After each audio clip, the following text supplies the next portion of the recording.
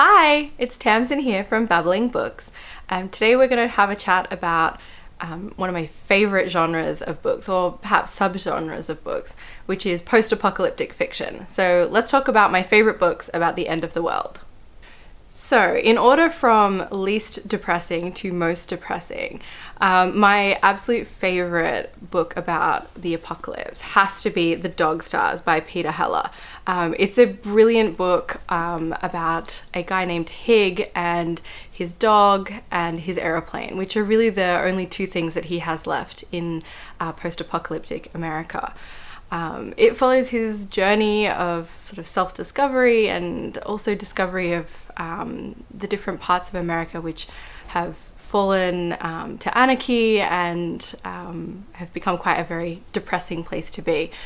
It's a really beautiful story. It's a hopeful story, which is a rarity in post-apocalyptic fiction. And it's a really beautiful story of friendship, the family that you choose for yourself. And I absolutely love it. I can't recommend it highly enough. And I think that if you're not sure about what to read in post-apocalyptic fiction, I think this is a great place to start because it's not too overwhelming in terms of scientific detail about plague or things like that.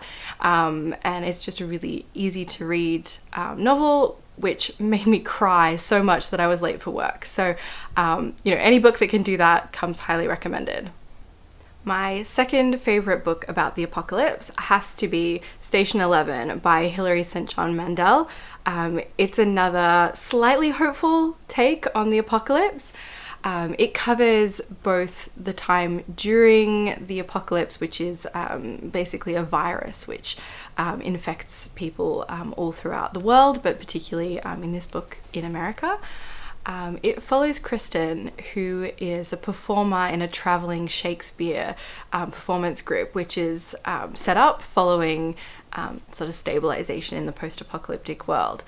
But it also links in and jumps forwards and backwards in time with all of these different characters who are connected around a particular actor who dies on stage in the very first chapter. And he's not a main character because obviously he's dead, but it circles back and forwards with this interconnectedness around theatre, performance, stage, all with this backdrop of the apocalypse. It's a really unusual take on the apocalypse, and it's definitely one that I really enjoyed. It's not as violent as some of the other books about the apocalypse, and it has a really interesting cast of characters. Plus, if you love Shakespeare, it's filled with terrific Shakespeare references and all sorts of different ways of imagining how people might cope with really, really difficult situations. So, another one that I highly recommend. And last up, my third favorite book about the apocalypse has to be The Road by Cormac McCarthy. It's a story that I'm sure a lot of you are familiar with, but I think it definitely bears reminding people of because it's such a gut-wrenching, visceral take on the apocalypse. It's set in this bleak, desolate world, which is inhabited by sort of the dregs of humanity, I think is the best way to describe it. There's an unnamed father and son who are making their way on this long journey to somewhere that they hope might be safe, but it has this sort of road trip feel about it in the most bleak and depressing kind of way.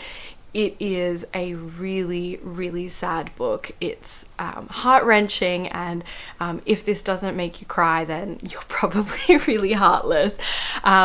The prose is beautiful. Sometimes it reads like poetry, and I found myself highlighting sections over and over again. I won't tell you anything else about the story. You don't need to know much at all to enjoy this book because it's just an amazing take on family and the things that you'll do for your children. And it's just a really, really bleak look at what humanity could become in the event of something terrible. So those are my three recommendations of the best books about the apocalypse. None of them are actually YA, they're all adult fiction, but I think that they're probably suitable for anyone over the age of 16. Perhaps The Road for a little bit older audience, as it can be quite violent and there is some fairly gruesome scenes in a couple of them. So if you feel like you're comfortable with that kind of content, then I definitely recommend that you give these three a read. Happy reading!